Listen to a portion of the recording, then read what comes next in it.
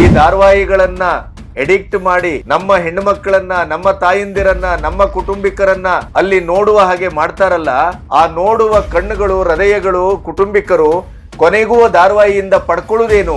ವಿಷವನ್ನ, ಸಾಮಾಜಿಕ, ಸಾಂಸ್ಕೃತಿಕ, ಕೌಟುಂಬಿಕ ಒಂದು ವಿಷದ ಪರಂಪರೆಯನ್ನು. ಇದನ್ನೇ ನೋಡಿ ನೋಡಿ ನೋಡಿ ಕೊನೆಗೂ ಆ ಧಾರಾವಾಹಿಗಳ ಇಡೀಯದಾದಂಥ ಮೂಲವನ್ನು ಹುಡುಕ್ತಾ ಹೋದರೆ ಯಾವ ಧಾರಾವಾಹಿಗೂ ಒಂದು ಕನ್ನಡದ ತನ ಇಲ್ಲ, ಕನ್ನಡದ ಸಂಸ್ಕೃತಿ ಇಲ್ಲ, ಕನ್ನಡದ ನೆಲೆಗಳಿಲ್ಲ, ಕನ್ನಡದ ಕಥೆಗಳು ಅಲ್ಲ. ಎಲ್ಲವೂ ಕಡತಂದ ಸರಕುಗಳು, ಜೆರಾಕ್ಸ್ ಕಾಪಿಗಳು. ಕೊನೆಗೂ ನೀವು ಸಾಮಾಜಿಕವಾದಂಥ ಒಂದು ಜವಾಬ್ದಾರಿ, ಸಾಂಸಾರಿಕವಾದಂಥ ಜವಾಬ್ದಾರಿ, ಸಾಂಸ್ಕೃತಿಕವಾದಂಥ ಜವಾಬ್ದಾರಿ ಈ ಧಾರಾವಾಹಿಯ ರೂಪಿಸುವವರಿಗೆ ಇಲ್ಲ ಅಂತ ಆದ್ರೆ ಕೊನೆಗೂ ನೀವು ಧಾರಾವಾಹಿಯ ಮೂಲಕ ಸಾಧಿಸುವುದೇನು? ನಿಮ್ಮ TRP ಯಾವ ಮನೆಹಾಳ TRP ಅದು? ಇವತ್ತು ನಮ್ಮ ಮಕ್ಕಳು ಇವತ್ತು ಸಮಾಜದಲ್ಲಿ ಯಾವ ರೀತಿಯ ವಿಷಮಕಾರಕವಾದಂತ ಪರಿಸ್ಥಿತಿಗಳನ್ನ ತಮ್ಮ ಬದುಕಲ್ಲಿ ಕೈಯಾರೆ ತಂದುಕೊಳ್ತಾರೆ ಅಂತ ಆದ್ರೆ ಅದಕ್ಕೆ 70%ಕ್ಕೂ ಹೆಚ್ಚಿನ ಕೊಡುಗೆ ಇದೇ ದರಿದ್ರ ಧಾರಾವಾಹಿಗಳು.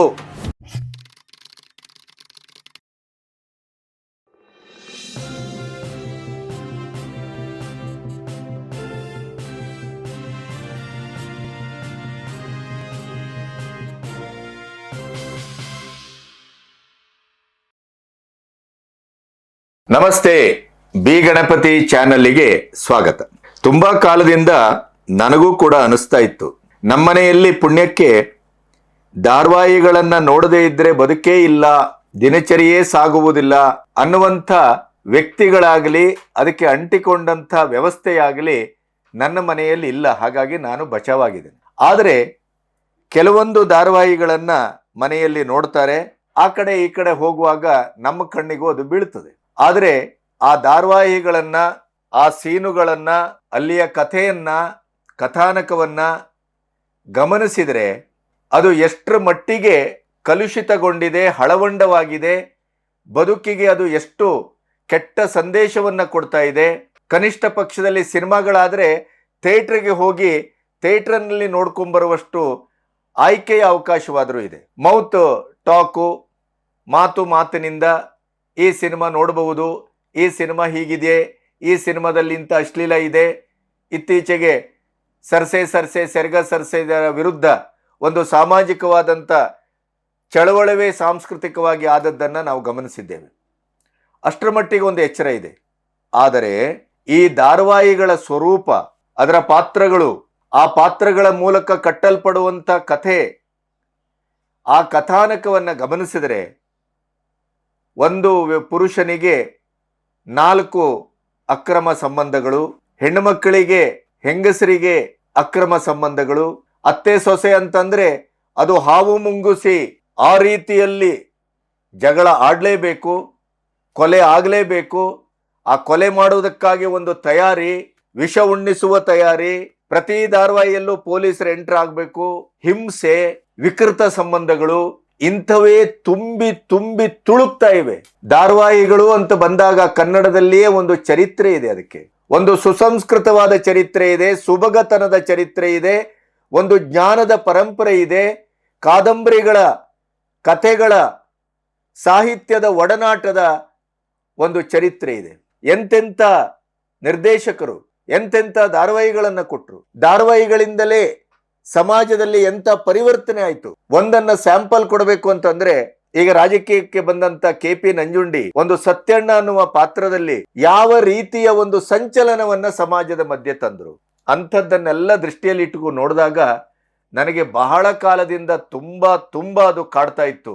ಇದು ಧಾರಾವಾಹಿಗಳು, ಈ ಧಾರಾವಾಹಿಗಳನ್ನ ಎಡಿಕ್ಟ್ ಮಾಡಿ ನಮ್ಮ ಹೆಣ್ಣು ಮಕ್ಕಳನ್ನ, ನಮ್ಮ ತಾಯಂದಿರನ್ನ, ನಮ್ಮ ಕುಟುಂಬಿಕರನ್ನ ಅಲ್ಲಿ ನೋಡುವ ಹಾಗೆ ಮಾಡ್ತಾರಲ್ಲ, ಆ ನೋಡುವ ಕಣ್ಣುಗಳು, ಹೃದಯಗಳು, ಕುಟುಂಬಿಕರು ಕೊನೆಗೂ ಧಾರಾವಾಹಿಯಿಂದ ಪಡ್ಕೊಳ್ಳುವುದೇನು? ವಿಷವನ್ನ, ಸಾಮಾಜಿಕ, ಸಾಂಸ್ಕೃತಿಕ, ಕೌಟುಂಬಿಕ ಒಂದು ವಿಷದ ಪರಂಪರೆಯನ್ನ, ವಿಘಟಿತ ಕುಟುಂಬದ ನೆಲೆಯನ್ನ. ಸಂಬಂಧಗಳು ಅಂತಂದ್ರೆ ಅದು ಬಾಂಧವ್ಯ ಅನ್ನುವ ಲೆವೆಲೆಯಲ್ಲ. ಸಂಬಂಧಗಳು ಅಂತಂದ್ರೆ ಅದನ್ನ ಕೆಡಿಸಿ ಕೊಂದು ತಾನು ಸ್ವಾರ್ಥಿಯಾಗುವುದು ಹೇಗೆ ಅಂತ ಒಂದು ಸ್ವಾರ್ಥದ ಪಿಂಡಗಳನ್ನ, ಅಶ್ಲೀಲತೆಯನ್ನ, ಅನಾಗರಿಕತೆಯನ್ನ, ಅವ್ಯವಸ್ಥಿತ ಒಂದು ಕುಟುಂಬದ ಶೃಂಖಲೆಯನ್ನ ಇದನ್ನೇ ನೋಡಿ ನೋಡಿ ನೋಡಿ ಕೊನೆಗೂ ಆ ಧಾರಾವಾಹಿಗಳ ಇಡೀಯದಾದಂಥ ಮೂಲವನ್ನು ಹುಡುಕ್ತಾ ಹೋದರೆ ಯಾವ ಧಾರಾವಾಹಿಗೂ ಒಂದು ಕನ್ನಡದ ತನ ಇಲ್ಲ, ಕನ್ನಡದ ಸಂಸ್ಕೃತಿ ಇಲ್ಲ, ಕನ್ನಡದ ನೆಲೆಗಳಿಲ್ಲ, ಕನ್ನಡದ ಕತೆಗಳು ಅಲ್ಲ. ಎಲ್ಲವೂ ಕಡತಂದ ಸರಕುಗಳು, ಜೆರಾಕ್ಸ್ ಕಾಪಿಗಳು. ಅದಕ್ಕೆ ಬೇರೆ ಆ ಇಡೀ ಟಿವಿಗಳಲ್ಲಿ ಅದನ್ನ ಆಯ್ಕೆ ಮಾಡುವಂತ ಸ್ತರಗಳನ್ನ ಗಮನಿಸ್ಬಿಟ್ರೆ ನಾಚಿಗೆ ಆಗತ್ತೆ, ಹೇಸಿಗೆ ಆಗತ್ತೆ. ಈ ಕಾಪಿ ಪೇಸ್ಟ್ ಮಾಡ್ಲಿಕ್ಕೂ ಇಂಥ ಕೋಟಿಗಟ್ಟಲೆ ಸಂಬಳ ತಗೊಳ್ಕೊಳ್ಳುವಂತ ಹೆಡ್ ಇಲ್ಲದ ಹೆಡ್ಗಳು ಬೇಕಾ ಅನ್ನುವಂಥ ಒಂದು ಪ್ರಶ್ನೆ ಬಹಳ ಕಾಲದಿಂದ ಕಾಡ್ತಾ ಇತ್ತು. ಅದಕ್ಕೆ ಪೂರಕವಾಗಿ ನನ್ನ ಸ್ನೇಹಿತರು ಯಾರೋ ಒಬ್ಬರು, ನನ್ನ ಚಾನೆಲ್ ಅನ್ನ ನೋಡುವ ಅಭಿಮಾನಿಗಳೊಬ್ಬರು ಒಂದು ವಿಡಿಯೋವನ್ನು ಕಳಿಸಿದರು. ಆ ಹೆಣ್ಮಗಳಿಗೆ ಮೊದಲಾಗಿ ಅಭಿನಂದಿಸ್ತೇನೆ, ಇಲ್ಲಿಂದನೇ ಒಂದು ಸೆಲ್ಯೂಟ್ ಹೊಡಿತೇನೆ. ಯಾಕೆಂತಂದ್ರೆ ಆ ಹೆಣ್ಣುಮಗಳು ಎಷ್ಟು ಚೆನ್ನಾಗಿ ಇವತ್ತಿನ ಧಾರಾವಾಹಿಯ ಒಟ್ಟು ಸ್ಥಿತಿಗತಿಗಳ ಬಗ್ಗೆ ಹೇಳಿದ್ದಾಳೆ ಅಂತಂದ್ರೆ ಹ್ಯಾಟ್ಸ್ ಆಫ್. ಅವಳ ಮಾತನ್ನ ಕೇಳಿದಾಗ, ಅವಳ ಮಾತನ್ನ ನಿಮ್ಮೆದುರು ಇಟ್ಟು ನನ್ನದೇ ಆದಂಥ ಒಂದಿಷ್ಟು ಪ್ರತಿಕ್ರಿಯೆಗಳನ್ನು ಅದಕ್ಕೆ ಕೊಡಬೇಕು ಅಂತ ಅನಿಸ್ತು. ಆ ಕಾರಣಕ್ಕಾಗಿ ನಿಮ್ಮೆದುರು ಕೂತಿದ್ದೇನೆ. ಇವತ್ತಿನ ಧಾರಾವಾಹಿಗಳ ಒಟ್ಟು ಸ್ಥಿತಿಗತಿಗಳು ನಮ್ಮ ಕೌಟುಂಬಿಕವಾದಂಥ, ಸಾಮಾಜಿಕವಾದಂಥ, ಸಾಂಸ್ಕೃತಿಕವಾದಂಥ ಒಂದು ವಾತಾವರಣವನ್ನ, ಸಂಬಂಧಗಳನ್ನ, ಬಂಧವನ್ನ ಎಷ್ಟರ ಮಟ್ಟಿಗೆ ಅದು ಕೆಡಿಸಿ ಕೊಲ್ತಿದೆ ಅನ್ನೋದರ ಬಗ್ಗೆ ನಿಮ್ಮೊಟ್ಟಿಗೆ ಒಂದಿಷ್ಟು ವಿಚಾರಗಳನ್ನು ಹಂಚ್ಕೋಬೇಕು. ಇಲ್ಲಿಯವರೆಗೆ ನಮ್ಮ ಚಾನಲನ್ನು ಸಬ್ಸ್ಕ್ರೈಬ್ ಮಾಡದೇ ಇದ್ದರೆ ಸಬ್ಸ್ಕ್ರೈಬ್ ಮಾಡಿ. ಸ್ವತಂತ್ರ ಪತ್ರಿಕೋದ್ಯಮಕ್ಕೆ ಬೆಂಗಾವಲಾಗಿ.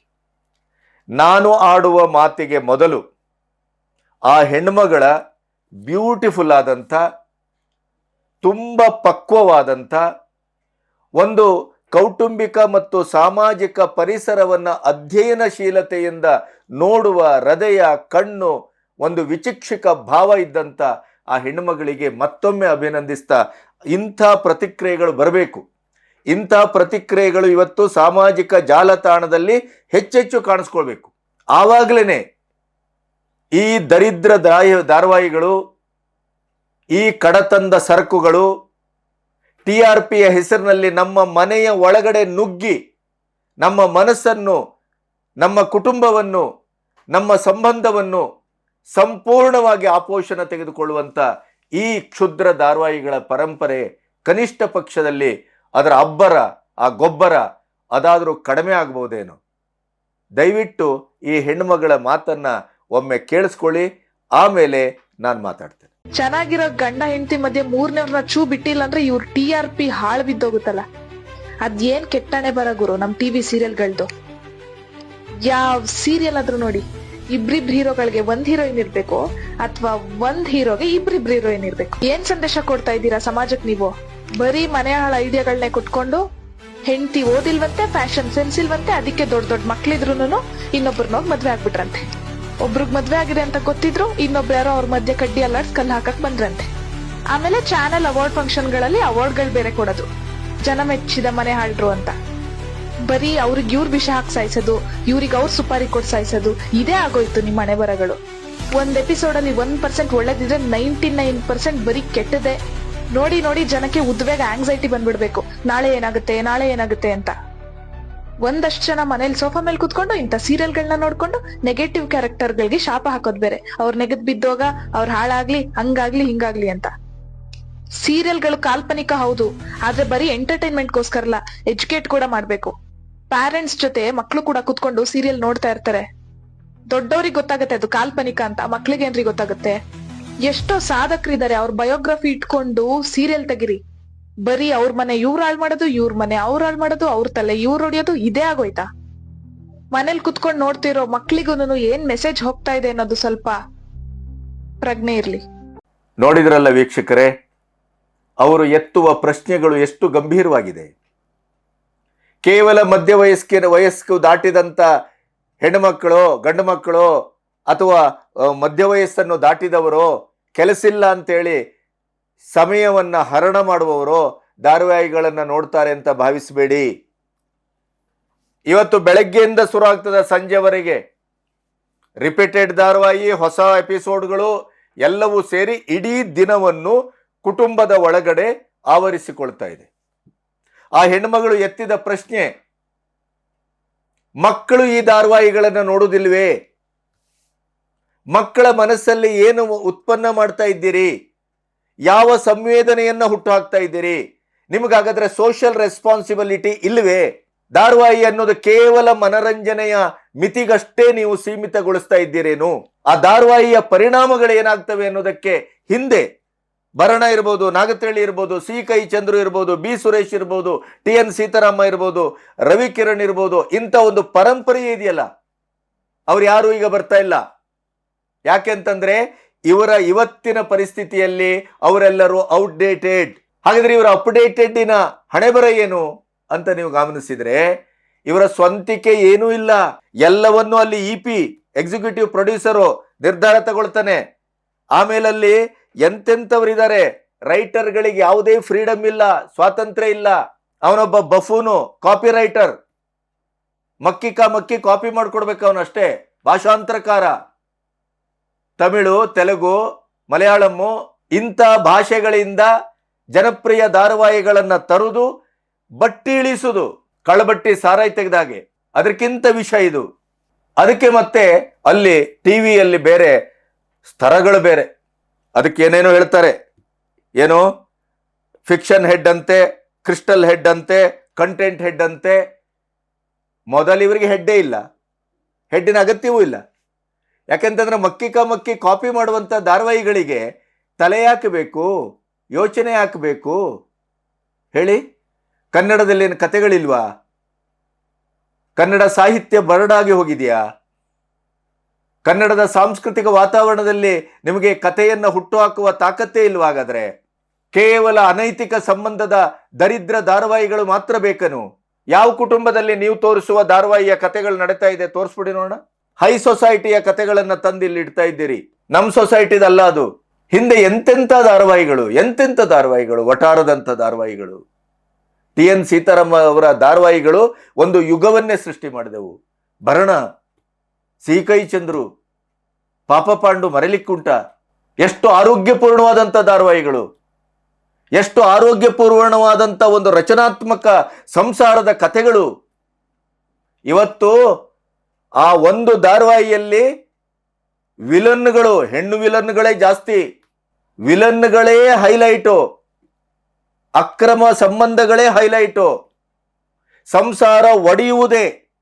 ಆ ಒಡೆಯುವಿಕೆಯ ಇಡೀ ವಿಸ್ತೃತವಾದಂಥ ಎಪಿಸೋಡ್ಗಳು ಬೇರೆ. ನಮ್ಮಲ್ಲಿ ಧಾರಾವಾಹಿಗಳಿಗೆ, ಎಪಿಸೋಡ್ಗಳಿಗೆ ಬರವಣಿಗೆ ಮಾಡುವಂಥ ಅದ್ಭುತ ಬರಹಗಾರರಿದ್ರು, ಈಗಲೂ ಇದ್ದಾರೆ. ಆದರೆ ಅವ್ರಿಗೆ ಕೆಲಸ ಇಲ್ಲ. ಈ ಹೆಡ್ಗಳಿದ್ದಾರಲ್ಲ, ತಲೆ ಇಲ್ಲದೆ ಇದ್ದಂಥವ್ರು, ಇವರು ಹೇಳಿದ್ದ ಹಾಗೆ ಕುಡಿಬೇಕು, ಅವರು ಇವರು ಹೇಳಿದ ಹಾಗೆ ಕೇಳಬೇಕು.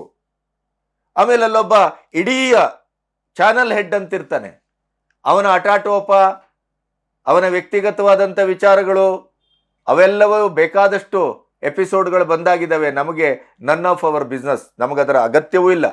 ಆದರೆ ಅವರಿಗೆ ತಾನು ಕೆಲಸ ಮಾಡ್ತಾ ಇದ್ದೇನೆ ಕೋಟಿಗಟ್ಟಲೆ ಸಂಬಳ ತಗೊಳ್ಳೋದಕ್ಕೆ ಅಂಥೇಳಿ ಈ ರೈಟರ್ಸ್ಗಳನ್ನ ಕೂಲಿ ಥರ ದುಡಿಸ್ಕೊಳ್ಳೋದ್ರ ಬಗ್ಗೆನೇ ನಾನು ಮಾತಾಡಿದರೆ ಒಂದು 4 ಎಪಿಸೋಡ್ ಮಾತಾಡಬಲ್ಲೆ. ಅಷ್ಟು ಜನ ನನ್ನ ಗೆಳೆಯರಿದ್ದಾರೆ. ಅವರ ಎಲ್ಲ ಅನುಭವ ಕಥನವನ್ನು ಕೇಳಿದ್ದೇನೆ, ಕಣ್ಣೀರ ಕಥೆಯನ್ನು ಕೇಳಿದ್ದೇನೆ. ನಾಲಾಯಕಗಳ ರೀತಿ ಅವರ ಬಾಗಿಲಿಗೆ ಓಡಾಡಿಸಿದಂಥ ಈ ಹೆಡ್ಗಳ ದರಿದ್ರ ಬುದ್ಧಿಯನ್ನು ಅವರು ಹೇಳಿದ್ದನ್ನು ನಾನು ಕೇಳಿದ್ದೇನೆ. ಪಕ್ಕ ಸಾಕ್ಷಿ ಸಮೇತ ನಾನು ಮಾತಾಡ್ಬೋದು. ಕೊನೆಗೂ ನೀವು ಸಾಮಾಜಿಕವಾದಂಥ ಒಂದು ಜವಾಬ್ದಾರಿ, ಸಾಂಸಾರಿಕವಾದಂಥ ಜವಾಬ್ದಾರಿ, ಸಾಂಸ್ಕೃತಿಕವಾದಂಥ ಜವಾಬ್ದಾರಿ ಈ ಧಾರಾವಾಹಿಯ ರೂಪಿಸುವವರಿಗೆ ಇಲ್ಲ ಅಂತ ಆದರೆ, ಕೊನೆಗೂ ನೀವು ಧಾರಾವಾಹಿಯ ಮೂಲಕ ಸಾಧಿಸುವುದೇನು? ನಿಮ್ಮ TRP ಯಾವ ಮನೆಹಾಳ TRP? ಅದು ಯಾವ ಮಾನದಂಡ ಇದೆ ನಿಮ್ಮ TRPಗೆ?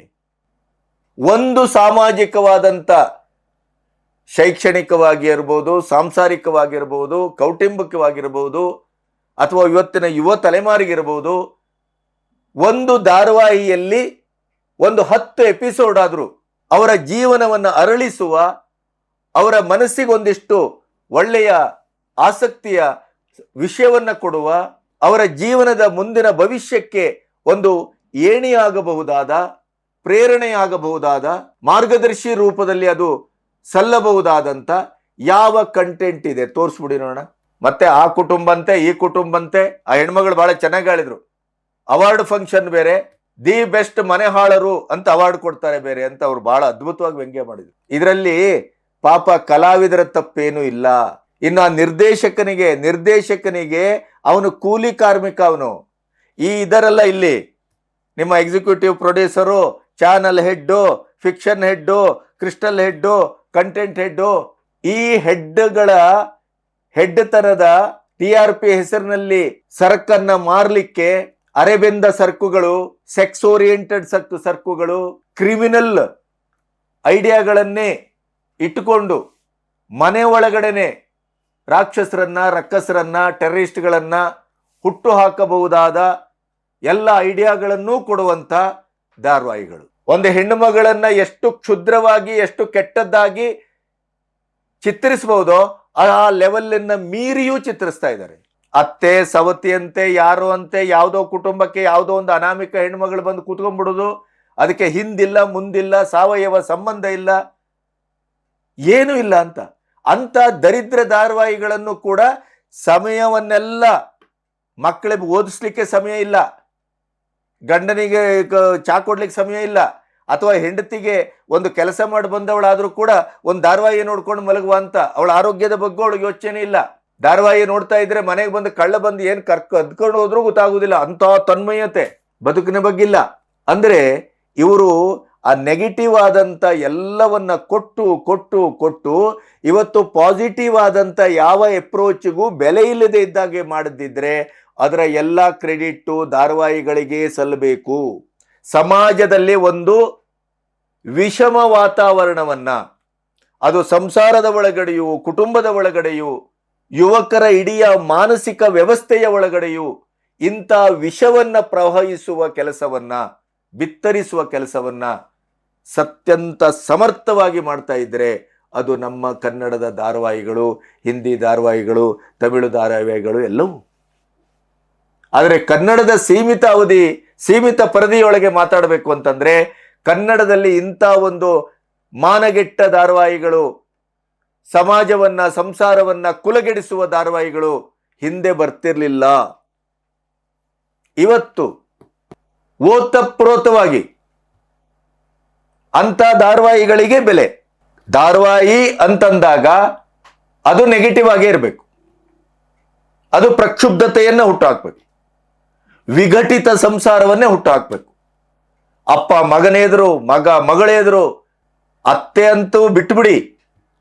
ಒಳ್ಳೆ ಅತ್ತೆಯನ್ನ ನೋಡ್ಬೇಕಾದ್ರೆ ನಿಮ್ಗೆ ಯೋಗ ಬೇಕು. ಹೆಣ್ಮಕ್ಕಳುಗಳೆಲ್ಲ ವಿಲನ್ಗಳು. ಆಮೇಲೆ ಅವರ ವಿಲನ್ಗಿರಿಗೆ ತುತ್ತಾಗುವಂತ ಯಾವುದೋ ಒಂದು ಪಾಪದ ಒಂದೆರಡು ಪಾತ್ರಗಳು. ಸಂಸಾರದ ಒಳಗಡೆನೆ ಪಾಲಿಟಿಕ್ಸ್, ಸಂಸಾರದ ಒಳಗಡೆನೆ ರೌಡಿಸಮು, ಹಪ್ತಾ, ಸುಪಾರಿ ಕಿಲ್ಲರ್ಸು, ಏನೇನು ಬೇಕು ನಿಮಗೆ. ಇವತ್ತು ಬರೀ ಸುಮ್ಮನೆ ಏನು ಲವರ್ಸ್ಗಳು ಹೋಗಿ ಚಾಕು ಹಾಕೋದು, ಚೂರಿ ಹಾಕೋದು, ಕೊಚ್ಚ ಹಾಕೋದು, ಮಾತಿಗೆ ಡೈವರ್ಸು, ಇಂಥ ಒಂದು ವಿಷಮ ಸ್ಥಿತಿ ಸಂಸಾರದ ಒಳಗಡೆ ಇವತ್ತು ನುಗ್ಗಿದೆಯಲ್ಲ, ಅದು ಎಲ್ಲಿಂದ? ಇನ್ನು ನೀವು ಮೊಬೈಲಿಂದ ಓಪನ್ ಮಾಡಿದ್ರಂತೂ ಅಲ್ಲೊಂದಿಷ್ಟು ಎಂಥದ್ದು ಕೂಕು ಟಿವಿ ಅಂತೆ, ಅದಂತೆ ಇದಂತೆ ಕರ್ಮ. ಅದರಲ್ಲಿ ಎಲ್ಲ ಮಿಲಿಯನ್ಗಳೇ. ಅವು ಕೊನೆ ನೋಡಿದ್ರೆ ಕಸ ಗುಡಿಸ್ತಾ ಇರ್ತಾನೆ, ನೆಲ ಒರೆಸ್ತಾ ಇರ್ತಾನೆ, ಸ್ವಿಚ್ ಬೋರ್ಡು ರಿಪೇರಿ ಮಾಡ್ತಾ ಇರ್ತಾನೆ. ನೋಡಿದ್ರೆ ಅವನು ದಿಢೀರ್ ಅಂತ ಕೊನೆಗೆ ದೊಡ್ಡ ಮಿಲಿಯನಿಯರು.